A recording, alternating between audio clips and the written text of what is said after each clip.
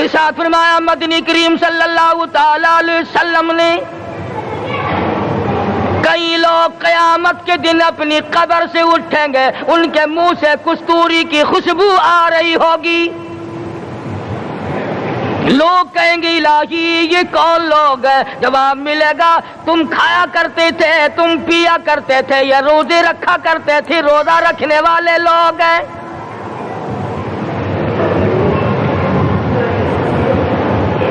ملتان کے دوستو، اگر تمہاری یہ تمنا ہو کہ ہم قیامت کی پیاس سے بچ جائیں، 50,000 سال کی شدت والی پیاس سے بچ جائیں، قیامت کے دن والی گھبراہٹ سے بچ جائیں، قیامت کے خوفناک عذاب سے بچ جائیں، اگر 50,000 سال کی دھوپ سے بچنا چاہتے ہو، شدت سے بچنا چاہتے ہو، گرمی سے بچنا چاہتے ہو، پیاس سے بچنا چاہتے ہو، مسلم شریف کی روایت میں ہے ایک آدمی کی زبان اتنی باہر لٹک جائے گی اس پہ 18 آدمی کھڑے ہو سکے۔ ان تمام پیاسوں سے، گھبراہٹوں سے اگر بچنا چاہتے ہو، اتنی شدید گھبراہٹ آئے گی، اتنا سخت ماحول بن جائے گا۔ قرآن کریم کہتا ہے یا ایھا الناس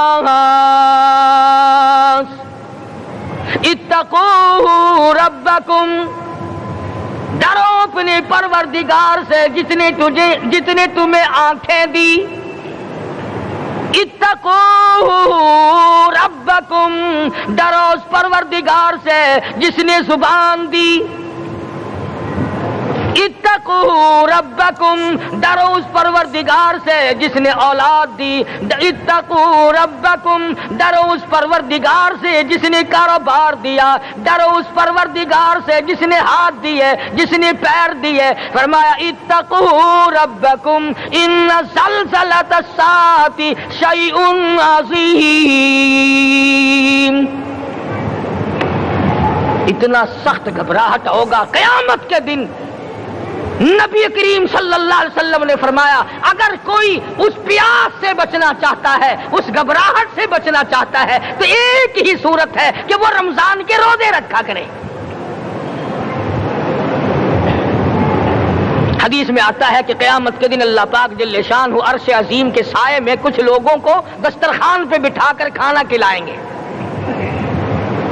اس تباہ کار و تباہ کاریوں والے دن، پریشان حال والے دن، جس دن یہ حال ہو، فرمایا یوم یفر المرء من اخیہ و امہ و ابیہ و صاحبتہ و بنیہ، اما ابا بیوی اولاد کوئی بھی کام آنے کو تیار نہیں۔ حالات اس طرح سے دگرگوں بن جائیں گے۔ فرمایا کلا اذا بلغت التراقی وقیل من راق وظن انہ الفراق والتفت الساق بالساق الى ربک یومئذ المساق۔ فرمایا موت تمہارا کام آ کر تمام کر دے گی، یہ ہاتھ کام نہ کریں گے، یہ آنکھ کام نہ کریں گی، یہ پیر کام نہ کریں گے، یہ دل و دماغ نکما ہو جائے گا، یہ بیوی بچے کام نہ آئیں گے، یہ دھن دولت کام نہ آئے گی، تمام کا تمام نظام کائنات بیکار ہو جائے گا۔ تو خداوند کریم نے رمضان المبارک کے ساتھ ساتھ شب قدر کی حاج کی رات عطا فرمائی، اور یوں فرمایا اے میرے محبوب آپ رویا نہ کریں، آپ غم زدہ نہ ہوں، آپ پریشان حال نہ رہا کریں، میں نے تیری امت پہ کرم کر دیا، ایک رات ایسی عطا کر دی جو 1000 مہینوں سے بہتر ہے۔ اور قرآن کریم پڑھنے کا لطف میں اور آپ کیا جانیں۔ جاؤ ابو بکر صدیق رضی اللہ تعالیٰ عنہ سے پوچھو کیسا قرآن کریم پڑھا کرتا تھا۔ سارے کافروں نے کھڑے ہو کر کے اعتراض کیا ابو بکر کو ہم زور سے قرآن کریم نہیں پڑھنے دیں گے۔ ابو بکر قرآن پڑھتا ہے، ہماری عورتیں پر اثر انداز ہوتا ہے، ہمارے بچوں پہ اثر ہوتا ہے، اور مکے کے کافروں کا یہ بیان ہے کہ جب صدیق اکبر قرآن پڑھتا تھا پہاڑ لرز جایا کرتے تھے۔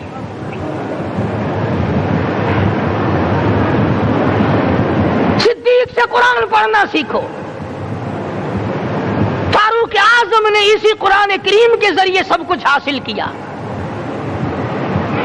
ساری رات فاروق اعظم قرآن کریم کی تلاوت کیا کرتے تھے, ایک ایک رکعت میں پورا ختم قرآن کرتے تھے. آج تو یہ باتیں کہانی نظر آتی ہیں. صدیق اکبر سے قرآن پڑھنا سیکھو, فاروق اعظم سے قرآن کریم پڑھنا سیکھو. سیدنا عثمان ذی النورین رضی اللہ تعالیٰ ایک رات میں اور ایک رکعت میں پورا قرآن ختم کیا کرتے تھے. نبی کا دوہرا داماد عثمان ذی النورین, جس کو دیکھ کر حضور اکرم صلی اللہ علیہ وسلم فرمایا کرتے تھے, او لوگوں میں عثمان سے حیا نہ کروں جس سے آسمان کے فرشتے بھی حیا کرتے ہیں, جس کا آسمان والے فرشتے بھی ادب کرتے ہیں, میں اس کا ادب نہ کروں. سیدنا علی مرتضی رضی اللہ تعالی عنہ ایسا قرآن کریم پڑھا کرتے تھے, سارا زمانہ شاہد ہے, سارا زمانہ گواہ ہے کہ جب وضو کرتے رنگ پیلا پڑ جاتا, مسجد میں قدم رکھتے بے ہوش ہو جاتے. کسی نے پوچھا امیر المومنین کیا بات ہے؟ فرمانے لگے اللہ کے دربار میں کھڑا ہونے لگا ہوں, ڈرتا ہوں کوئی بے ادبی نہ ہو جائے.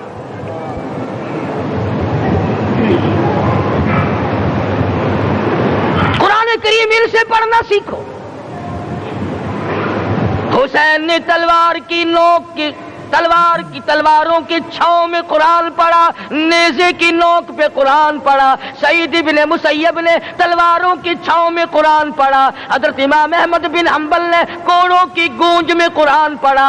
ابو حنیفہ رحمت اللہ علیہ نے جیل سے جنازہ نکلنے سے پہلے قرآن پڑھا. علامہ ابن تیمیہ نے جیل کے مینارے میں قرآن پڑھا اور کوڑے کھائے.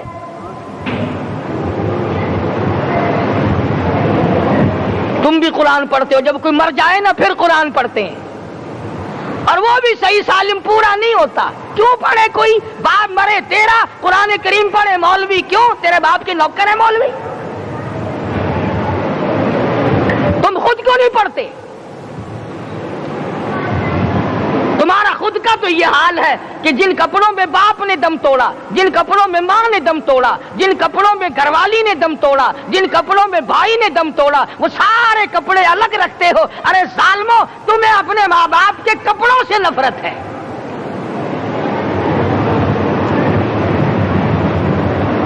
باپ کی دکان سے نفرت تو نہیں, باپ کی چارپائی سے بڑی نفرت ہے. جس بستر پہ باپ دم توڑے تم اس بستر کو نہیں استعمال کرتے.